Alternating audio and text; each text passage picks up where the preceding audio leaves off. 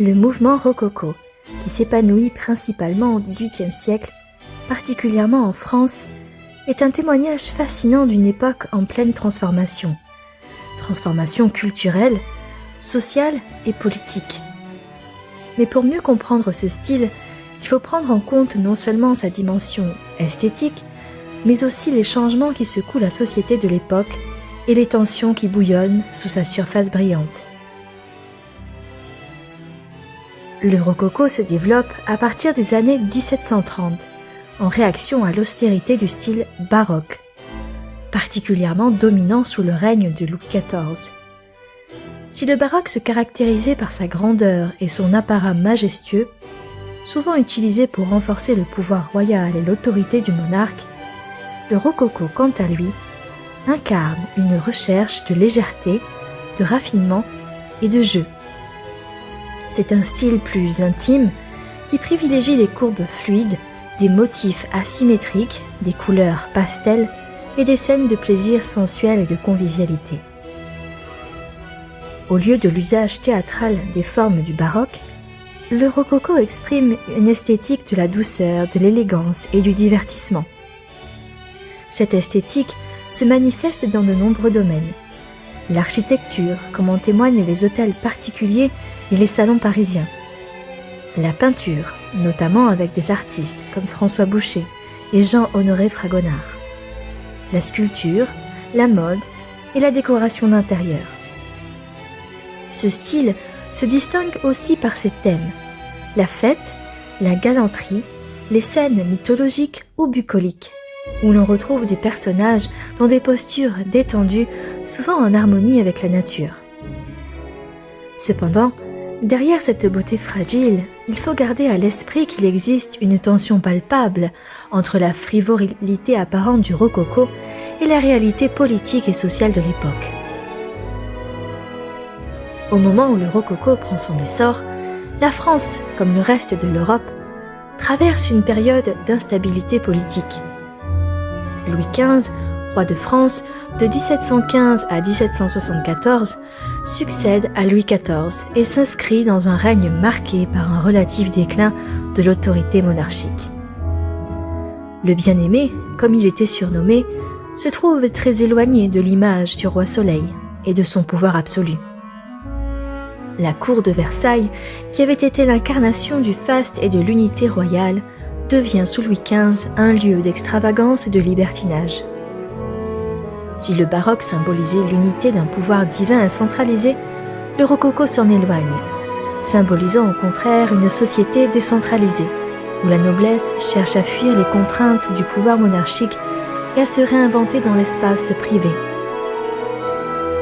Le rococo est ainsi intimement lié à l'aristocratie, à sa recherche de plaisir léger et de divertissement dans un contexte où le roi n'est plus capable d'imposer un contrôle absolu.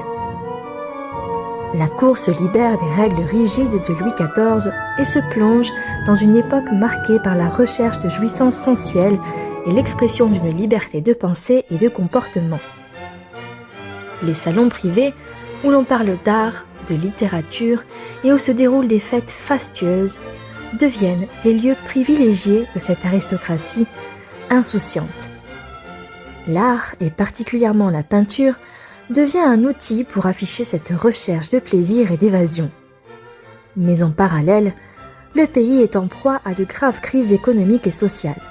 La monarchie est profondément endettée, en partie à cause des dépenses somptuaires de la cour et des guerres incessantes, telles que la guerre de succession d'Autriche et la guerre de 7 ans.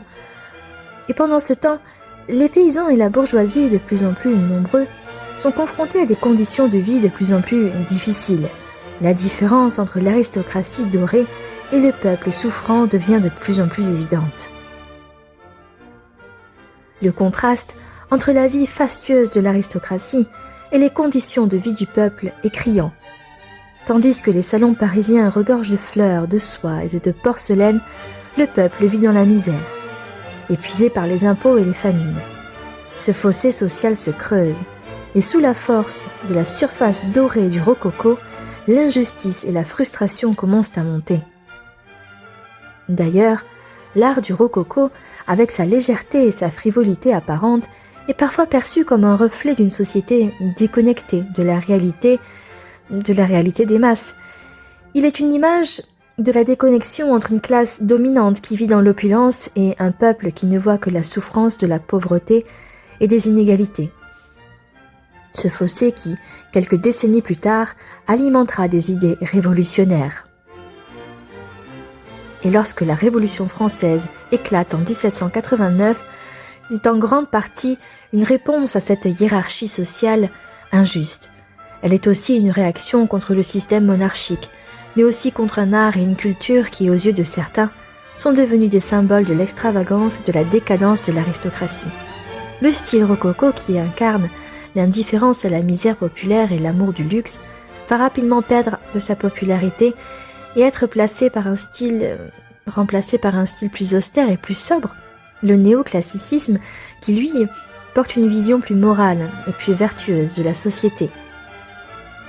Le rococo est donc bien plus qu'un simple mouvement esthétique, c'est le produit d'une époque complexe, marquée par la recherche de plaisir dans un contexte de tension politique et sociale. Et si le rococo représente une époque de légèreté et de frivolité, il est aussi le miroir d'une société sur le point de basculer dans la révolte, une société qui, tout en recherchant l'évasion, portait en elle les germes du changement radical qui allait éclater quelques décennies plus tard. Pour comprendre le rococo dans toute sa profondeur, il est donc essentiel de ne pas se limiter à sa beauté superficielle, mais de l'appréhender dans le cadre de cette époque de contradictions, de contrastes et de bouleversements imminents. Je vous dis à la semaine prochaine et je vous remercie. Au revoir.